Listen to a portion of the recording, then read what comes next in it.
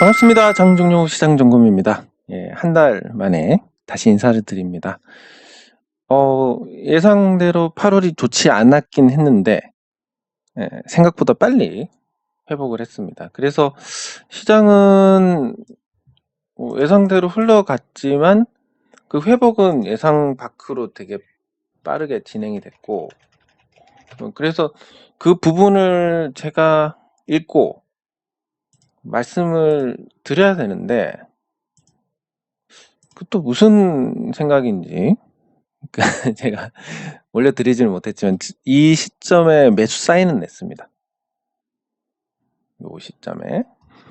그래서 보시면 항상 이게 제가 말씀드리고 싶은 건 이 글이나 장중에 잠깐 리딩을 하는 부분이나 이런 부분들을 복합적으로 다 섭렵을 하셔야, 그래서 이제 시장 흘러가는 부분에 대해서 빠짐이 없다라고 말씀을 드릴 수 있는데, 이날 보시면 코앞에 온 기준금리 인상 이제는 사야 할 때라고 8월 23일에, 그러니까 요날에 제가 말씀을 드렸습니다.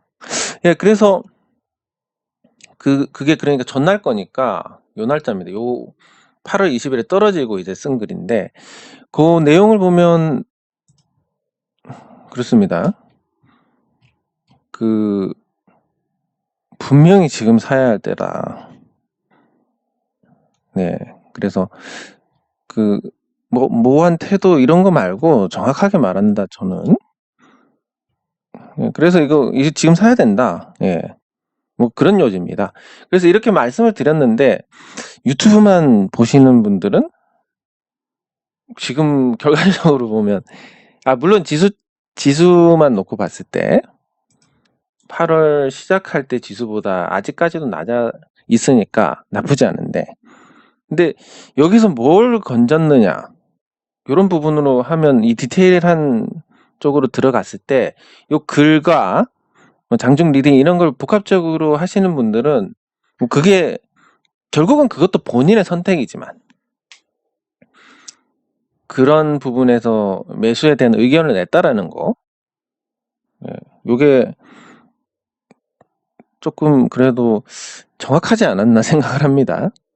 맞추고 틀리고 뭐 무당처럼 그런 게 내세울 게 아니라, 이제 복합적으로 이런 부분에서 예상을 하고 통계를 기반으로 예상을 했고, 그리고 그 예상으로 리스크를 회피를 한 상태에서 정확하게 재진입 시점까지 말씀을 드렸으니까 이건 나쁘지 않았다라고 생각을 할 수 있습니다. 근데 문제는 뭐냐면, 지금 이제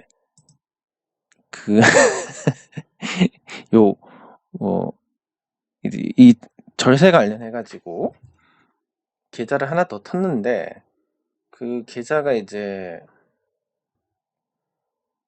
그게 이름이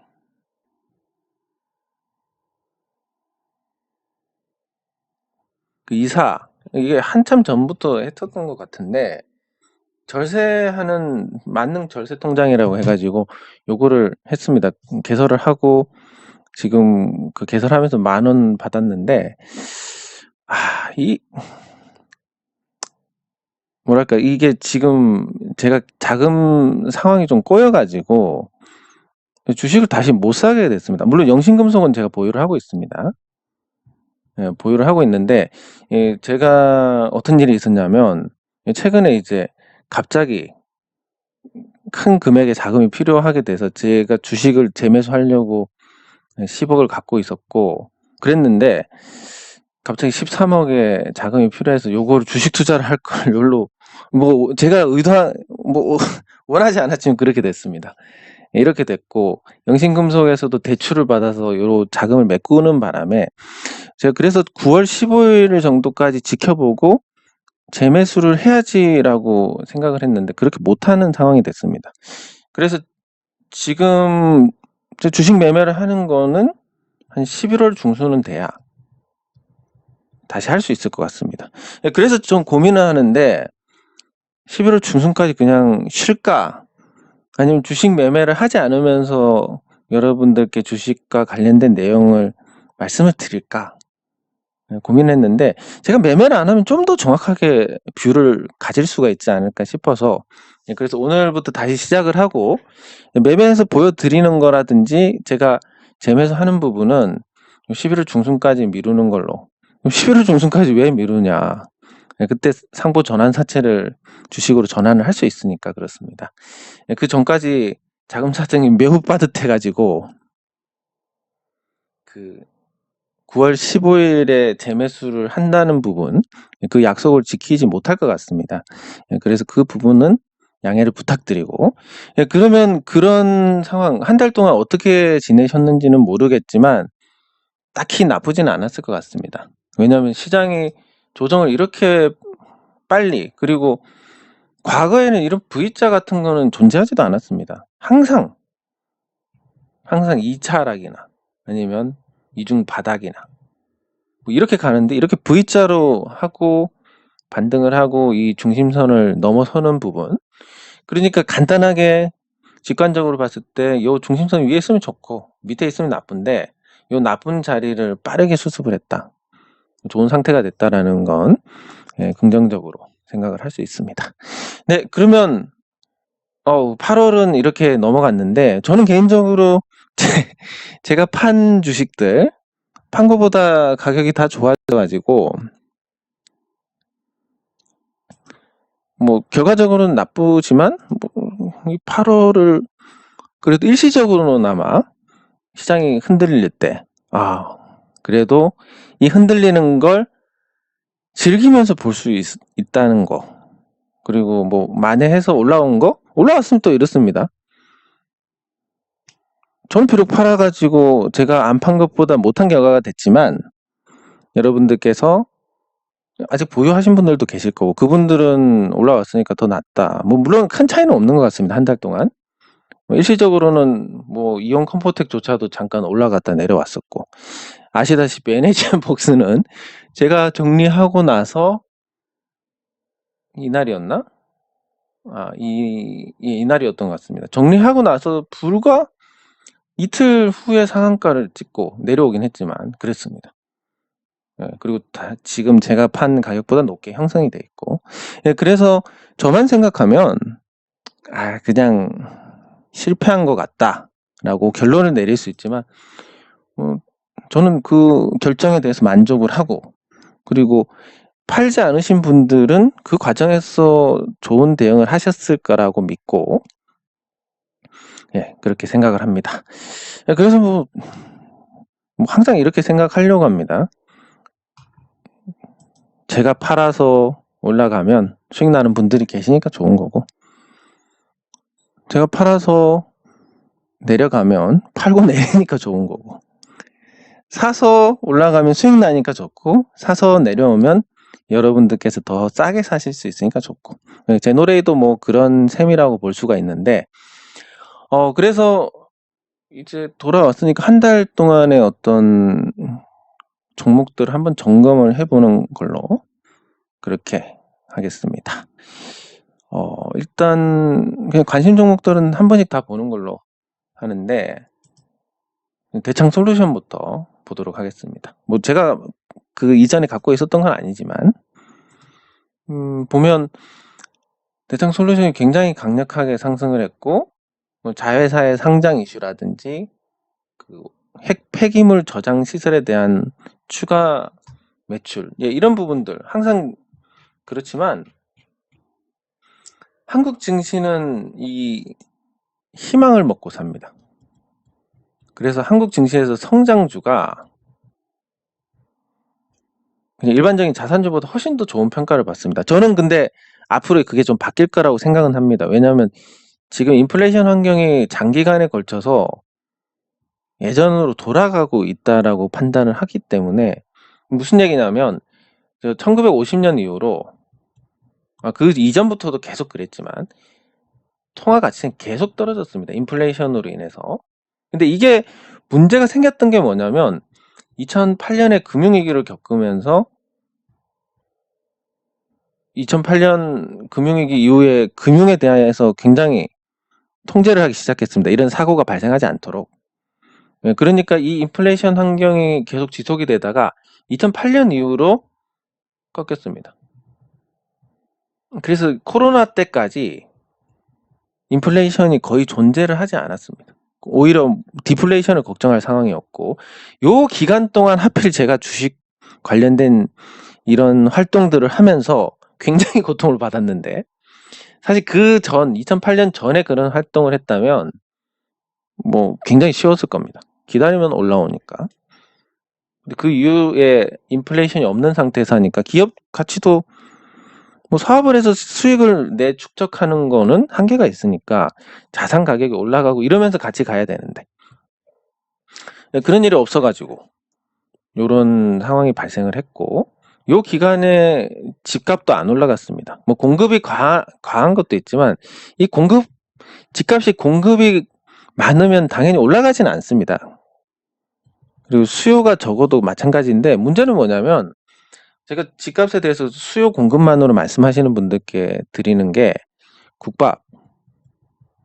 옛날에 1970년대 국밥이 90원 했습니다. 그리고 지금은 한 8,000원 정도 합니다.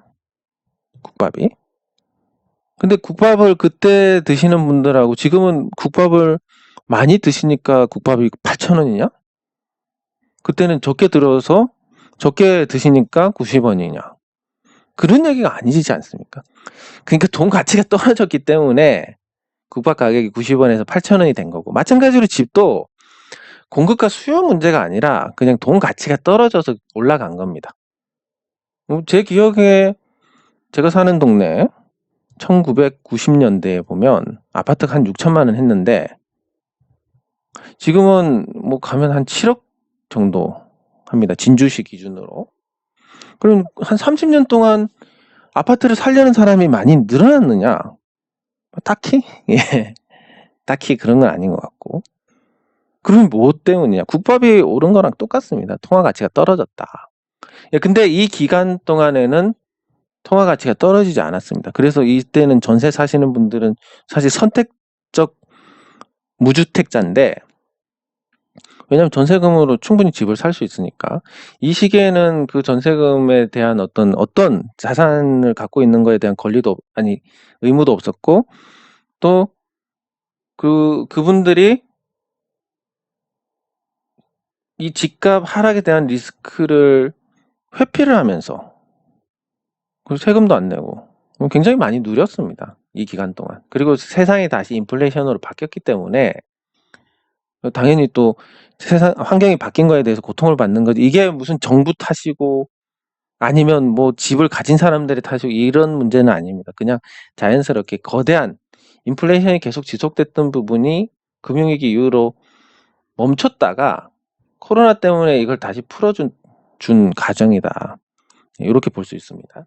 굉장히 사설이 길어졌는데, 그래서 한국 증시는 이 성장주가 계속 관심을 받았고, 자산주도 이제 앞으로는 이 인플레이션 환경이 장기간 10년, 20년 이렇게 굳어지면 관심을 받게 될 것인데, 당장은 성장주고, 그런 측면에서 대장 솔루션이 성장주로서 관심을 받는 건 분명하다. 근데 문제는 뭐냐면, 물론 이제 그럴 만한 관심을 받을 수 있고 시간이 지나면 거기에 대한 또 관심도 커질 거고 다 좋은데 아직까지도 적자다. 요게 가장 큰 문제입니다. 그러니까 성장성 있고 다 좋겠는데 왜 계속 적자가 날까? 물론 당연히 이 제조업 환경이 굉장히 나쁘고 그 나쁜 환경에서 흑자를 내려면 이제 규모를 갖춰야 되는데, 이 규모를 갖추려면 수주가 누적이 돼야 됩니다. 그러면 이제는 초기 단계니까 그런 부분에서 아직까지 해소를 못하고 있고, 수주가 계속 누적이 돼서 어느 정도 규모를 갖추고 여기서 이제 이익이 나기 시작하면 이 적자 문제가 해결되면서 투자 심리가 쏠려서 빵 터질 겁니다. 이 종목도. 근데 아직은 아닌 것 같다. 뭐 이런 관점으로 보시면 되고, 그래도 굉장히 준수한 그런 상태입니다. 그리고 이온 컴포텍. 현 시점에서 이온 컴포텍을 볼 건 하나인데, 흑자 전환했으니까 거기에 따른 어떤 안정감은 조금 높아졌습니다. 근데 이온 컴포텍에서 볼 건 하나, 리미나투스가 상장을 하느냐 안 하느냐, 나스닥에. 그 얘기가 이제 한 10월 정도 되면 윤곽이 나올 것 같습니다. 만약에 상장을 한다면 이 종목은 5만 원짜리가 될 것이고, 상장을 못 한다면 여기서 주가가 더 떨어질 수도 있을 것이고, 누구도 모르는 거고, 가능성만 본다면 사실은 상장을 못 한다 쪽이 조금 더 높겠지만, 그렇다고 뭐 아예 얼토당토 안 한 이야기다. 만약에 국내 기업이 나스닥 상장한다 그러면 어디서 구라질이야? 이렇게 얘기할 수 있는데, 리미나투스는 원래 해외에서 설립된, 미국에서 설립된 회사고 거기서 상장을 하는데 나스닥 상장에 맞춰서 다 그렇게 기업 설립이 되어 있을 겁니다. 그래서 이게 완벽하게 사기다라고 보기엔 좀 어렵고, 그래서 이 종목은 제가 그때도 매수는 하지 마시라라고 제가 샀을 때도 말씀드린 게, 그런 관점에서 터지면 진짜 큰 거지만 그게 모르겠다. 근데 확률적으로 봤을 때 반도 안 될 것 같다. 하지만 뭐 안 터지면 한 마이너스 30% 최대, 터지면 플러스 500%다. 확률이 낮지만 이런 리스크에 이런 기대 수익률이면 한번 베팅을 해볼 만하지 않나, 뭐 이런 생각. 근데 아직까지도 그 결론이 안 나는데 한 10월 정도 되면 윤곽이 드러나지 않을까, 이렇게 생각을 하고 있습니다. 삼성중공업은 액면 분할, 뭐 감자, 그리고 또 유상증자도 할 건데, 계속 적자를 보고 참 안타까운 흐름을 이어가고 있습니다. 제가 만약에 삼성그룹 입장이라면 뭔가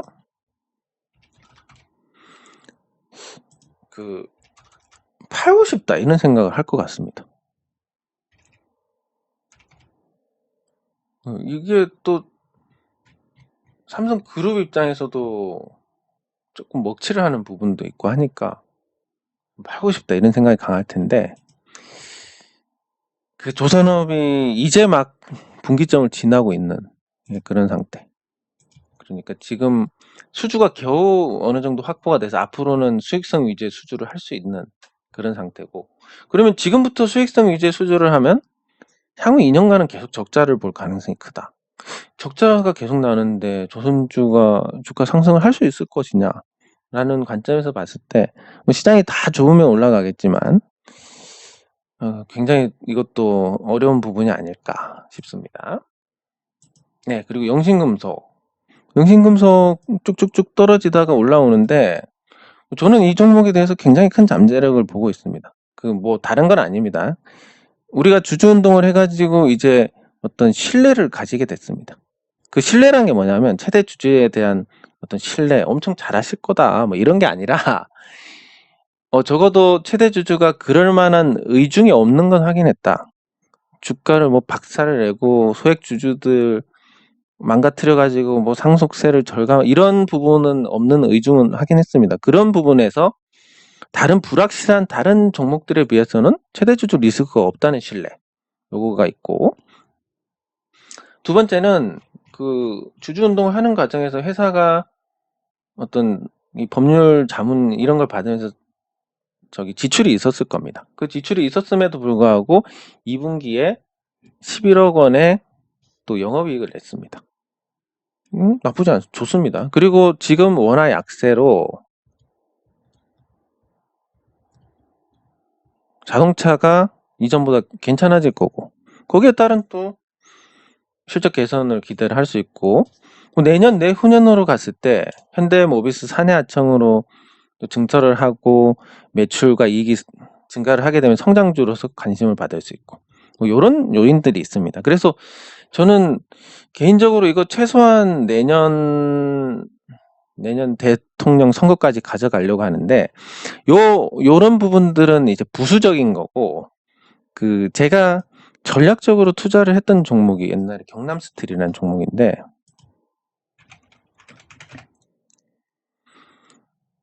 지금 경남스틸을 제가 1,600원대? 1,600원대 보유를 했습니다. 굉장히 많이 보유했습니다. 이 주식을. 그리고 제가 개인적으로 아는 모 변호사님도 이 주주운동 관련된 일을 하시는 분인데, 그분도 옛날에 여기서 활동을 하셨고, 찾아보시면 있을 겁니다. 그래서 1,600원대 굉장히 많이 보유를 하고, 주변에도 굉장히 많이 권했습니다. 이거 사시라고. 왜냐면 뭐 이 종목이 굉장히 저평가돼 있고, 그리고 제가 사는데 그렇게 멀지 않은데, 여기 가면 이제 경남스틸이라고 공장이 있습니다. 여 진입하는데 와남인가 거기 그쯤에 있는데, 창원에. 그것도, 그런데 나중에 이 종목이 홍준표 관련주다. 물론 홍준표 의원이 대통령이 될 가능성은 거의 없다고 봅니다. 하지만 언제 한번 관심을 받지 않겠냐, 그러면 대선 테마주로 부각이 되지 않겠냐, 이런 얘기로 아주 많이 갖고 있었습니다. 근데 실질적으로 이거를 매도를 한 건 이제 좀 삐져가지고, 같이 하시는 분들이 뭐 왜 안 오르냐, 이게 진짜 오를 가능성이 있냐, 이런 얘기들 너무 많이 들어가지고 삐지고, 또 저도 그러면서 이제 인내심이 깎여가지고 이 시점에서 팔았던 것 같은데, 이땐가? 아무튼 이때쯤 팔았던 것 같습니다. 이땐가? 예, 팔았는데, 더 전인가?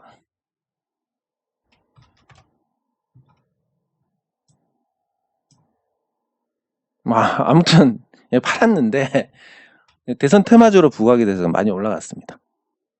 예, 그래서 그거를 거울 삼아서, 영신금속도 유승민 관련주니까, 물론 마찬가지입니다. 유승민이 아니라 이 경남스틸과 마찬가지 경우입니다.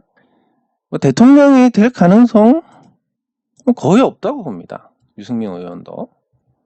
없지만 뭐 대선 전에 한번 관심을 받지 않겠나. 여기 경남스틸에 대한 것처럼.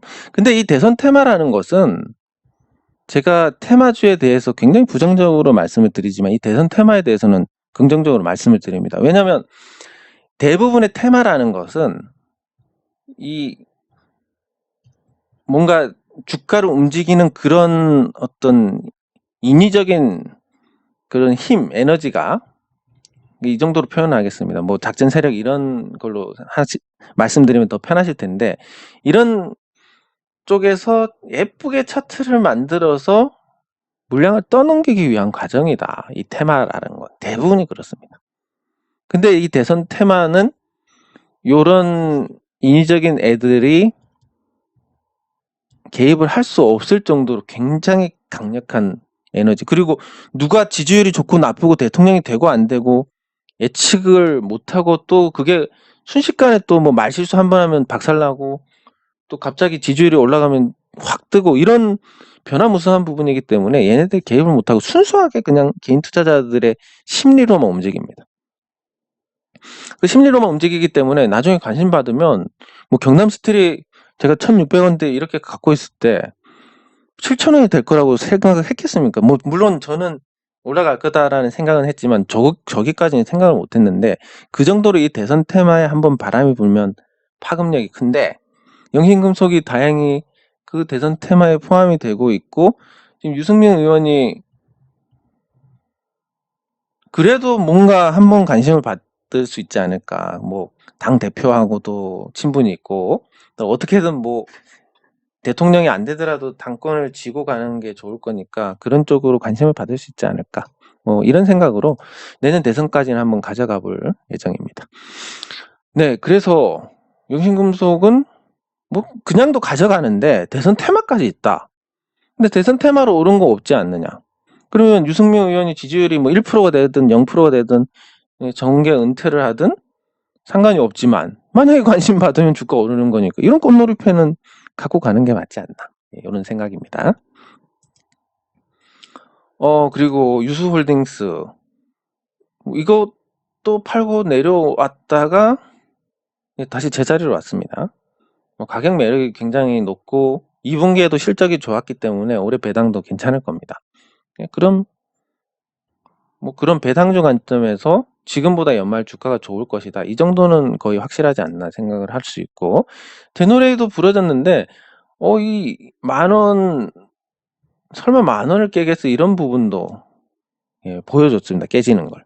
그래서 이제 제가 말씀드리고 싶은 건, 제가 처음에 이 제노레이를 매수할 때 많은 분들이 가능하면 제 가격 밑으로 사시기 바랍니다라고 말씀을 드렸을 때, 물론 저도 그때 당시에 설마 그래도 오겠어 이런 생각이었지만, 그래도 그럴 수 있다, 증시는 항상 상상 외의 것을 보여준다, 이런 걸 말씀을 드렸고, 그래서 진짜 그게 급하게 쫓아가신 분들은 지금 약간 고통을 받으실 건데, 물론 그 고통은 크지 않습니다. 왜냐하면 3분기 실적 더 좋고 4분기에는 단순히 이제 이 민간 물량이 아니라 민간 외의 물량, 그러니까 국가 관련된 물량도 있기 때문에, 제너레이 같은 경우는 계속 실적이 좋아질 거고 결국은 올라갈 겁니다. 올라가는데, 이걸 설마 보여주겠어 하는 걸 보여줬습니다. 이런 상상 밖의 일이 일어나기 때문에 항상 싸게, 최대한 싸게 사시고 급하게 쫓아가지 마시라고 말씀드리는 거고, 그리고 이쯤 되면 이제 어떤 생각이냐면,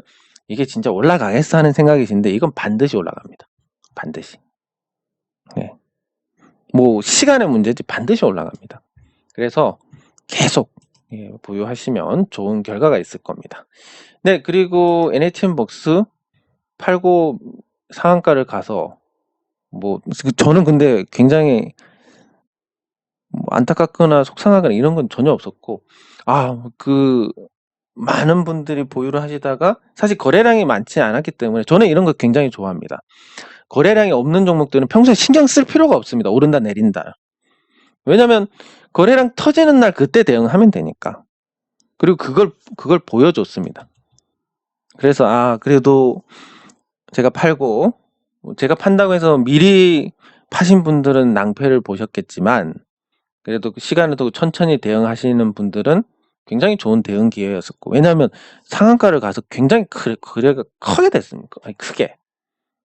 굉장히는 단어를 왜 갑자기 많이 쓰는지는 모르겠는데, 거래가 크게 됐고, 그리고 그 뒤에도 또 한번 반등을 주면서 변동성을 키웠고, 이거는 거의 뭐 매집형의 거래라고 볼 수 있는데, 이 매집형의 거래가 나왔기 때문에 이 종목 역시 나중에는 올라갈 거다라고 봅니다. 다만 이제 안타까운 부분은 NHN벅스가 겨우 지금 본전치기를 하고 있는데, 지금 엔터사에 돈이 들어가 있고 엔터주들에 대한 어떤 관심이 높고, 이럴 때 좋은 주인을 찾아서 팔면 좋을 텐데 왜 계속 이거를 경영을 하는지에 대해서는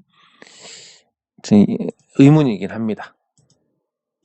대한제분 한참 좋았다가 다시 원위치 왔는데, 장기 관점에서 보시는 게 이거는 좋을 것 같습니다. 왜냐면 이제 이 대한제분이 실질적인 자산 가치가 1조짜리 회사입니다. 근데 현재 시가총액이 2천억대니까. 그리고 앞으로 인플레이션이 지속되는 환경, 2008년 이후에 일시적으로 인플레이션이 없었던 그 시기를 이제 코로나19로 정상화됐는데, 그게 이제 10년이고 20년이고 인플레이션이 계속돼서 이제 그 이전의 기억들을 다 지우게 된다면, 자산주들은 계속 올라가는 자산을 갖고 있기 때문에 저평가를 받을 수가 없습니다.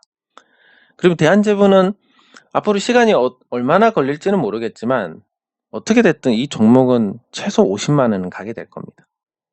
그 시간은 모릅니다. 그래서 계속 길게 긴 안목으로 이렇게 보시면 좋을 것 같고, 그리고 EV 첨단 소재, 요건 좀 모르겠습니다. 이제 관심 받기라서 모르겠고, 설고바이오가 급등했다가 내려왔다가 다시 상한가를 갔는데, 요런 거는 이제 이렇게 생각하시면 됩니다. 급등을 하고, 그러면 사실 이 가격에서 매수를 할 사람이 없었겠지만, 이렇게 올라갔으면 없었겠지만, 이렇게 올라갔다 내려오니까 매수를 할 사람들이 생기더라. 요거. 그리고 이렇게까지 내려가서 또 이렇게 하는 것은 뭐냐면, 여기서 물렸는데 물을 탈까 말까 고민을 하던 사람들한테 후회를 심어주기 위해서 한번 상한가를 갑니다.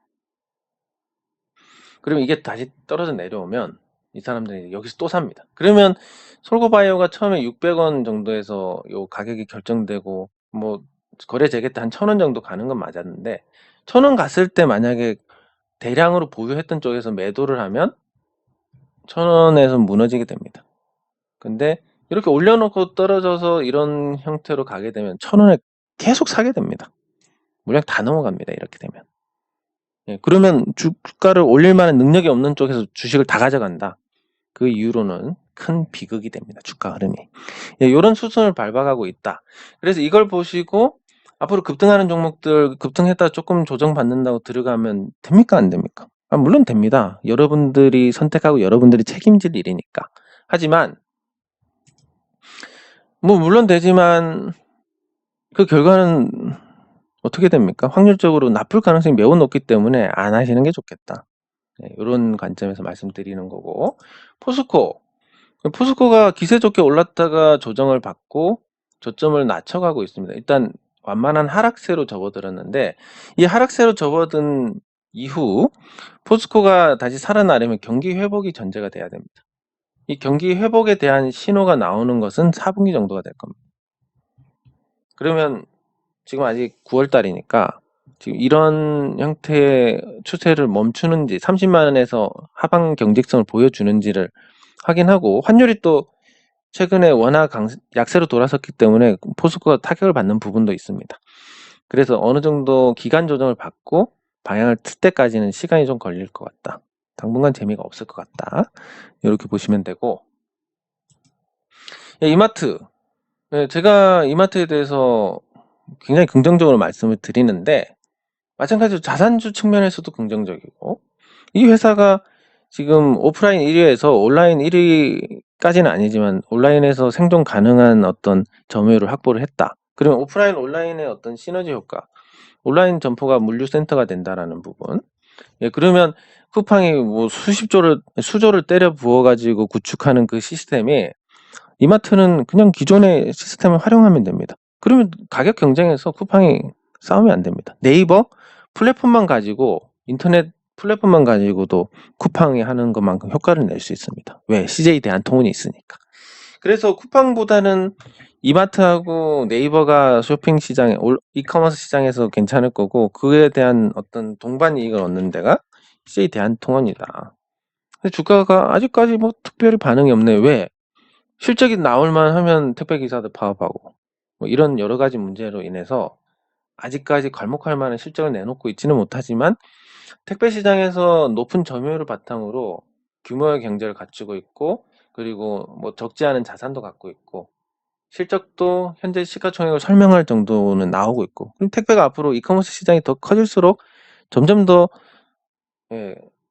고도화되고 이 택배 시장에서 뭐 당일 배송이나 이런 시스템을 구축하려면 필연적으로 규모가 핵심입니다. 왜냐하면 택배 회사 중에서 물동량이 적은 회사는 서울, 부산 오가는 이런 그 물류 흐름이 빈번하지 못할 거고 그러면 당일 배송을 할 만한 시스템을 구축하지는 못합니다. 대한통운은 그 점에서 앞서 있기 때문에 앞으로 뭐 당장은 아니지만 대한통운도 결국은 올라갈 종목이 아닌가 이렇게 생각할 수 있고 인터로조 큰 틀에서 이 우상향 기조입니다. 코로나 백신 접종 전 세계적으로 절반 이상 넘어가고 내년에 이제 더 높아지고 이렇게 되면 인터로조가 관심을 받을 수밖에 없고 그리고 이번 달에 그 교환사채 교환이 시작이 될 텐데 그런 걸 감안해서라도 뭐 시세를 내는 데는 큰 문제가 없지 않을까. 그리고 2분기 실적도 괜찮았고 3분기 실적은 더 괜찮을 거고 그렇게 해서 실적이 올해 아마 거의 한 300억 가까이 날 겁니다. 300억 가까이 난다고 해서 현재 시가총액을 설명하지는 못하지만 단기적으로 어떤 성장성이나 이런 부분에서도 대단히 좋은 평가를 받을 수 있고 그리고 단기적으로 교환사채를 풀기 위해서 주가가 올라간다. 역설적으로 교환사채 물량이 쏟아지니까 내려가는 게 아니라 교환사채 그 전환 가액이 높기 때문에 주식으로 전환하는 가격이 한 번 더 올라가지 않나 이번 달에 이런 관점에서 좀 긍정적으로 보시면 될 것 같습니다. 삼성생명은 금리 인상해도 재미가 없습니다.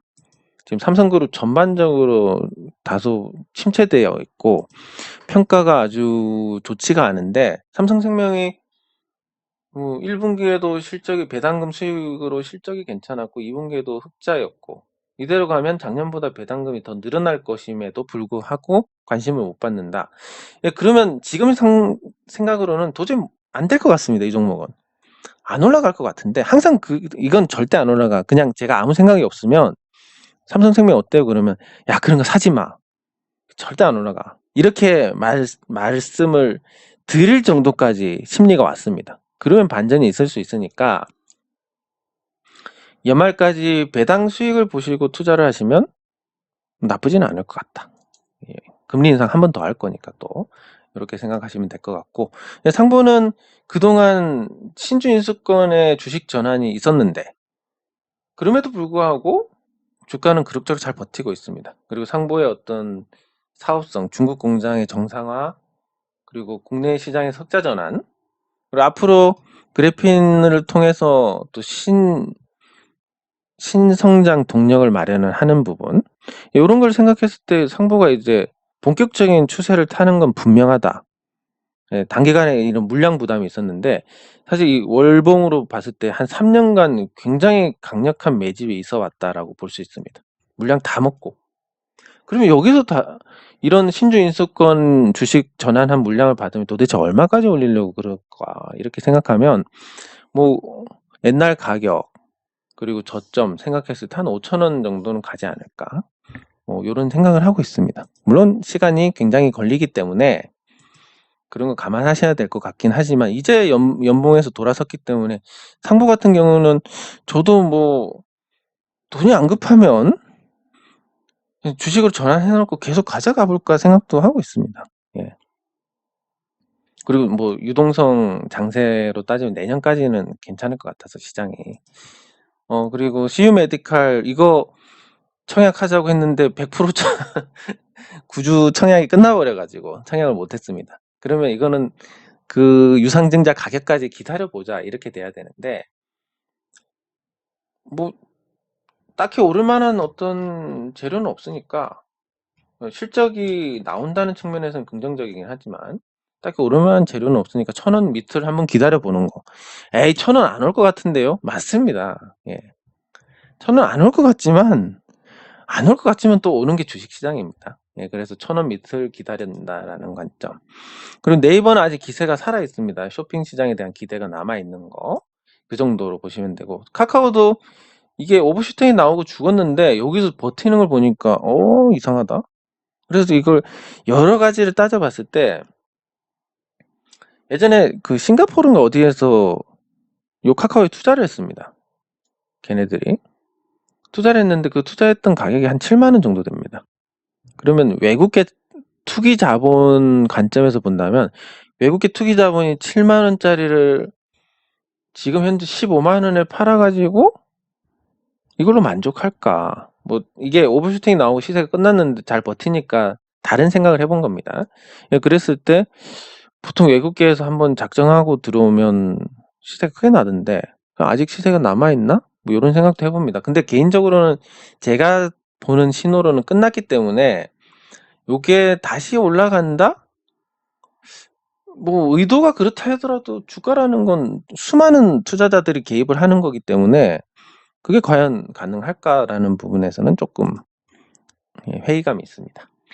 네, 그리고 스튜디오 산타클로스 원기옥을 모으는 느낌인데 저는 뭐 잘 모릅니다. 잘 모르지만 기술적으로 봤을 때 이렇게 한 번 모으고 2번 모으고 한 번 세게 나갈 것 같은 이런 건 있는데 단순히 이제 그런 패턴에 대한 거고 주가는 어떻게 될지 모르지만 하지만 제가 주주 운동을 하고 있고 또 그런 어떤 경영권 분쟁의 마무리는 주가 상승으로 주주들을 달래고 끝내는 경우가 많다라는 점에서 뭐 이런 패턴으로 봤을 때 하고 동기로 봤을 때 한 번쯤 이런 게 있지 않을까 이런 생각을 해봅니다. 그리고 SL바이오닉스 감자하고 또 증자도 발표를 했는데 증자 성공시키려면 주가가 좀 올라가야 될 겁니다. 근데 그러려면 아직까지 시간이 필요하고 또 청약 일정이 가까워진 다음에 그런 어떤 부양이 기대감에 의한 부양이 생길 수 있으니까 당장은 큰 변동은 없을 것 같고 예, 캐스텍 코리아 매각 불발됐는데 다시 재매각 추진하면 좋아지지 않을까 생각하고 코아스 예, 시가총액이 낮으니까 그런 관점에서 관심 나노도 마찬가지인데 나노는 조금 올라왔기 때문에 관심이 떨어졌습니다. 그리고 이재명 관련주 역시 대선 테마입니다. 볼 거 다른 거 없습니다. 영신금속은 다른 거 볼 거 있기 때문에 편하게 가져가는 거고 요 WI라는 종목은 이재명 관련주로 대선 테마의 어떤 확실한 색깔은 갖고 있는데 대선 테마 빼면 볼 게 없기 때문에 요거는 이재명 당선 가능성도 있으니까 충분히 내년 대선까지 한번 갖고 놀만 하지만 요런 종목은 그냥 갖고 가는 게 아니라 그냥 오르면 팔고 내리면 사고 오르면 팔고 내리면 사고 이런 대응으로 가시는 게 좋을 것 같다. 그리고 많이는 하지 않는 게 좋습니다. 볼 게 없으니까. 예. 그리고 풍강. 풍강도 뭐 시가총액 규모가 작고 회사가 탄탄하니까 관심이 있고 HK도 그런 관점에서 관심이 있는 그런 상태입니다. 예, 그래서 제가 관심 있는 종목들을 한번 싹 훑어봤는데 예, 정리를 하자면 이렇습니다. 8월에 대한 리스크 회피 목적의 대응은 뭐 지수 차원에서는 성공, 보유 종목 차원에서는 실패. 이렇게 정리를 해볼 수가 있고 요 관심 종목들 쭉 살펴보니까 대체로 이 종목들에서 먹을 게 많을 것 같다. 그리고 삼성전자는 어떻냐? 먹을 게 별로 없을 것 같다. 이렇게 정리를 해볼 수가 있겠습니다. 예, 그래서 앞으로 유동성이 늘어나지만 외국인 투자자들은 계속 팔 가능성이 높고 지금은 사지만 이것도 그냥 시장 훼손을 원치 않기 때문에 그렇고 그리고 대형주는 앞으로도 재미가 아주 없을 것이다. 만약에 재미있는 대형주가 나온다면 그것은 경기회복 수혜주라든지 여기 한정이 될 거다. 중소형주들은 유동성이 몰리는 상황에서 결국은 관심을 받을 것이다. 대선 테마주는 작전 세력과 무관한 거기 때문에 무관하게 개인 투자자들의 심리만으로 올라가기 때문에 요거는 특히 관심을 가지셔야 된다. 이걸 가지고 뭐 전 재산을 몰빵하고 이게 아니라 그런 대선 테마주들은 적어도 어떤 인위적인 주가를 이렇게 착착착착 올려가지고 뭐 그 사이에 개인 투자자들은 사고 팔고 하면서 수익 잘 나네 하다가 마지막에 얻어터지고 샀다가 완전 얻어터지는 이런 패턴의 종목들이 아니기 때문에 대선 테마 관심을 갖고 정치에 또 관심 많으시니까 그거에 맞물려서 또 반응이 정직하게 나오니까 한번 관심을 가지시는 거. 큰 자금은 넣으시면 안 됩니다. 잘못되면 큰일 나니까. 그래서 중소형주 위주의 포트폴리오 그리고 지금은 배당주가 굉장히 확정 수익을 줄 수 있다. 배당 수익까지 받는 기간이 불과 3, 4개월인데 주가가 내려와 있으니까 배당주 관심. 대형주는 외국인이 계속 팔기 때문에 많이 떨어지면 샀다가 적당히 올라오면 팔고 요 정도 외에는 접근하지 않는 게 좋다. 이렇게 정리를 할 수 있겠습니다. 내일은 제가 다른 일정이 있어서 유튜브 녹화가 없습니다. 9월 3일에 다시 뵙겠습니다. 예, 장 종료 시장 점검은 여기서 마치도록 하겠습니다. 수고하셨습니다.